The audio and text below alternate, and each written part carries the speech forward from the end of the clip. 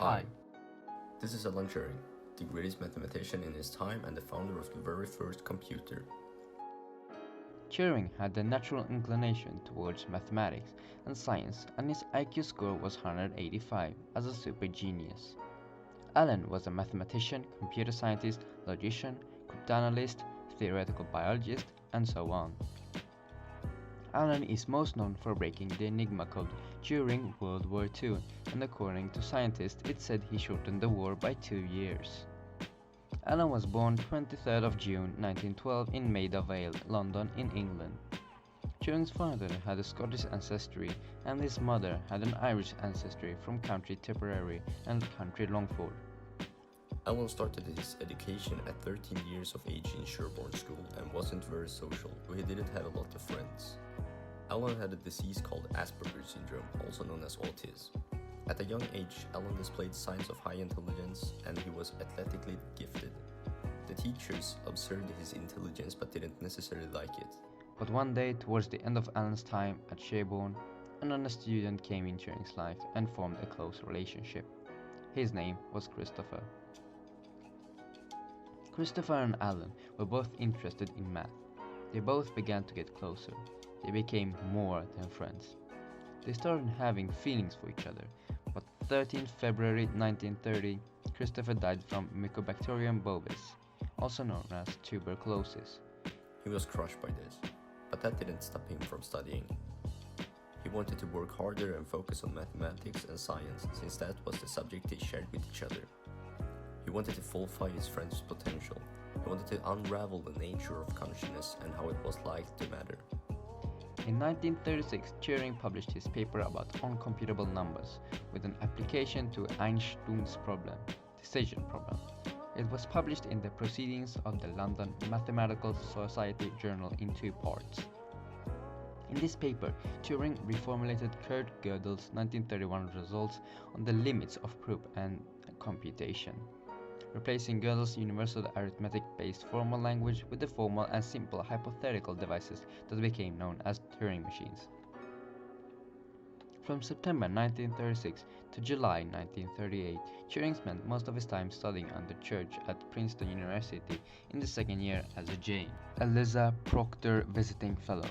In addition to his purely mathematical work, he studied cryptology and also built 3 of 4 stages of an electromechanical binary multiplier.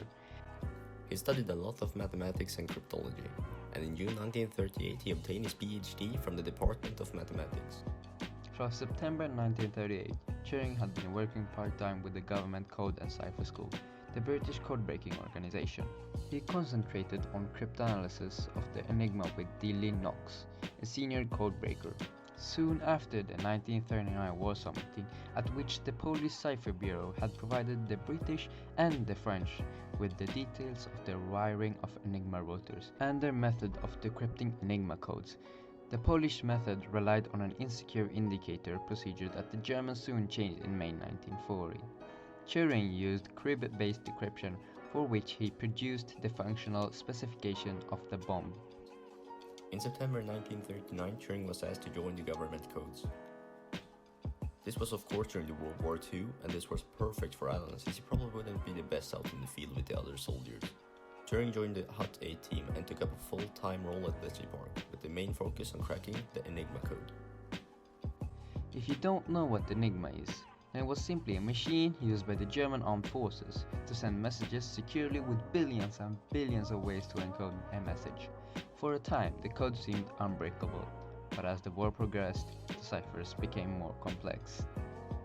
At Bletchley Park, Turing came up with an idea to make a more complicated machine that would manipulate symbols on a strip of tape and that they would translate the symbols to words with the Enigma machine, by using statistical techniques to optimize the trial of different possibilities in the code-breaking process.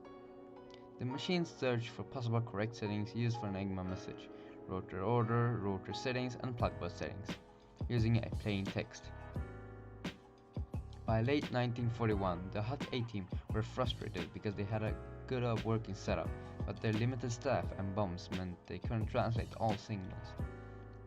In the summer, they had considerable success and shipping losses had fallen to under 100,000 tons a month.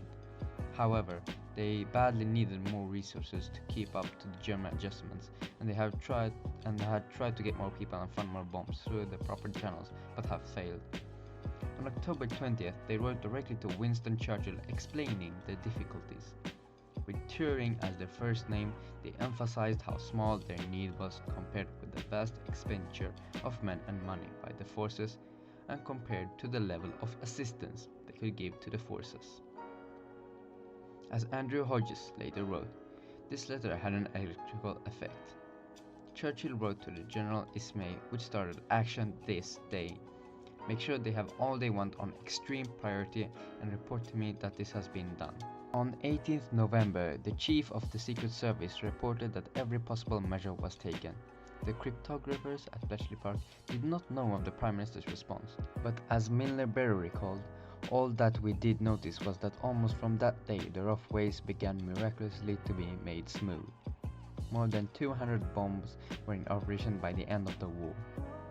This machine would rapidly decrypt the German communication. According to the BBC, Turing's machines were cracking a mind-blowing 84,000 Enigma messages each month. After World War II, Turing's contribution didn't stop there. He also wrote 2 papers about mathematical approaches to code breaking, which became such important assets to the Code and Cipher School, later called Government Communications Headquarters. They later, in 2012, released the papers to the National Archives of the United Kingdom. Mid-1940s, Alan moved to London and began working for the National Physical Laboratory. His most notable contributions while working there was the automatic computing engine, and created a blueprint for store program computers. Though a complete version of the ACE was never built, its concept had been used as a model by tech corporations worldwide for several years, influencing the design of the English Electric Juice and the American Bendix G15, credited by many in the tech industry as the world's first personal computer. Turing went on to hold high-ranking positions in the mathematics department and later the computing laboratory at the University of Manchester in the late 1940s. He first addressed the issue of artificial intelligence in a 1950 paper. He proposed an experiment known as the Turing test to create an intelligent design standard for the tech industry. Over the past several decades, the test had significantly influenced debates over artificial intelligence.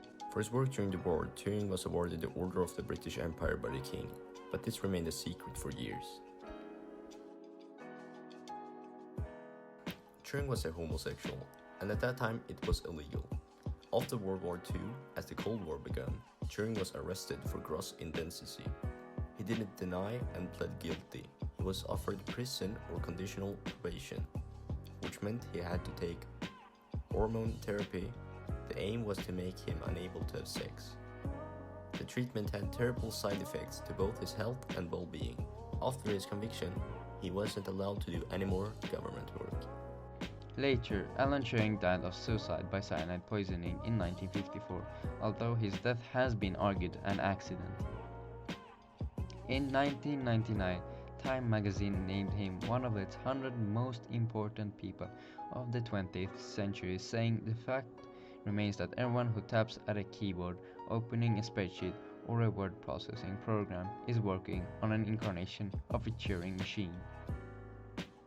In the years following his death, Turing's work became more recognized by the public, and many people supported to correct the injustice that came upon Turing's life.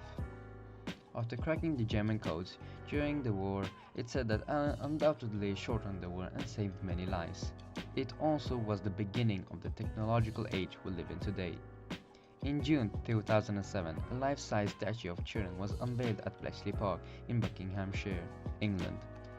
A bronze statue of Turing was revealed at the University of Surrey on October 28, 2004 to mark the 50th anniversary of his death. In 2009, many people gathered to protest, and the Prime Minister of the UK made an apology for the treatment of Turing. But the UK Justice Minister said that a pardon was not considered appropriate, as Alan Turing was properly convicted of what at the time was a criminal offence.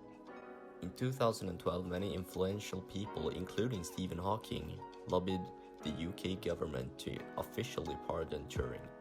one of the most brilliant mathematicians of the modern era.